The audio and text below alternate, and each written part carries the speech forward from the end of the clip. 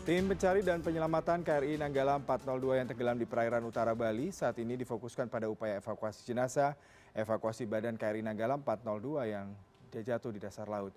Proses evakuasi khususnya badan kapal nantinya akan melibatkan Badan Internasional Penyelamat Kapal Selam atau ESMERLO.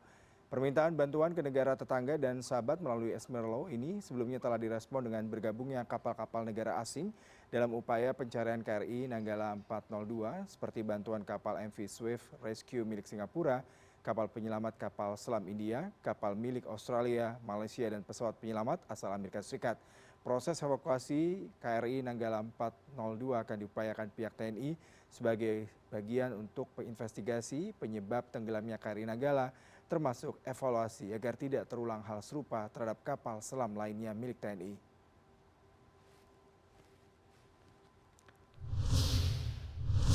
Bagaimana perkembangan terkini dari proses pencarian KRI Nanggala 402? Kita sudah terhubung dengan korespondensi CNN Indonesia Iwan Hermawan di Banyuwangi. Iwan, fokus kali ini adalah evakuasi korban dan bangkai kapal. Sejauh ini pergerakan tim SAR dan kapal asing pada siang hari ini seperti apa, Iwan? Ya baik, terima kasih Yuda. Dan saat ini saya berada di Pelabuhan Tanjung Wangi di Banyuwangi, dan seperti hari sebelumnya di sini hilir mudik kapal perang ataupun kapal patroli yang tergabung dalam operasi pencarian KRI Nanggala hilir mudik keluar masuk di sini. Dan tadi pagi ada KRI Bontang yang merapat di dermaga ini, dan kemudian setengah jam yang lalu ada KRI Rigel yang juga ikut merapat, dan tak lama lagi kemungkinan akan ada KRI Dr. Suharto yang juga akan ikut merapat, dan mereka akan melakukan merapat ke sini melakukan isi bekal ulang, isi BBM dan selanjutnya. Dan biasanya kemudian mereka akan kembali lagi ke daerah tempat lokasi pencarian. Sampai saat ini pencarian memang masih dilakukan, beberapa kapal masih berada di laut, dan mereka sebenarnya istilahnya sedang mencari, berpatroli begitu, mencari kemungkinan adanya serpian-serpian yang bisa diambil, yang terapung yang kemudian bisa diambil kemudian seperti itu.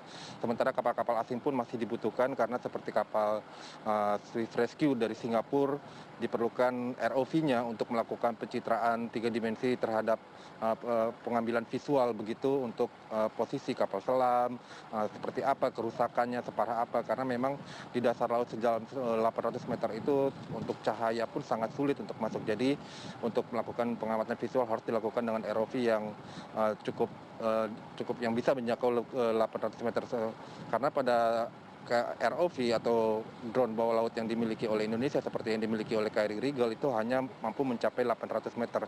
Sementara posisi kapal selam ada di 838 meter, dan sejauh ini baru ROV dari MV Swift Rescue saja yang bisa menjangkau kedalaman sampai 838 meter tersebut.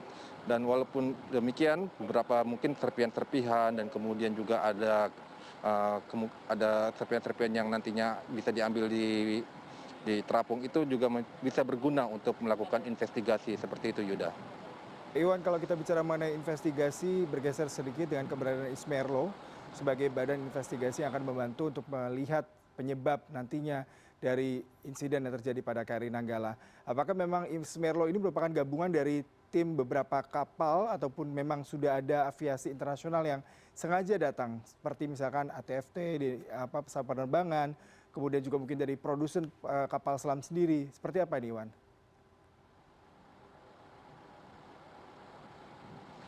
Ismerlo itu sendiri sebenarnya adalah himpunan atau singkatan dari International Submarine Rescue Liaison Officer gitu ya. Berarti itu adalah perkumpulan negara-negara pemilik kapal selam. Jadi jika ada sesuatu di kapal selam yang milik salah satu anggota, maka anggota lain harus berkomitmen untuk ikut membantu, misalnya mulai dari pencarian dan kemudian juga evakuasi jika memungkinkan dan jika dibolehkan juga oleh negara yang bersangkutan, seperti itu.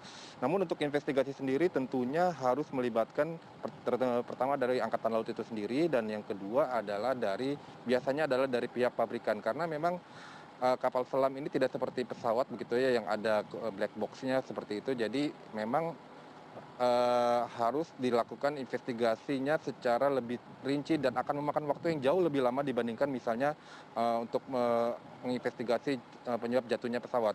Dan PR sebelum melakukan investigasi, PR-nya sebenarnya adalah melakukan pengangkatan dari kapal selam itu sendiri, dan itu tidak semua negara memiliki kemampuan seperti itu. Dan angkatan laut di negara maju pun tidak semuanya memiliki kemampuan untuk mengangkat kapal selam, apalagi di kedalaman 800 meter. Pengalaman sebelumnya seperti misalnya kapal selam Argentina yang tenggelam di kedalaman sekitar 900 meter itu tidak diangkat karena biayanya cukup mahal dan kemudian juga resikonya cukup tinggi.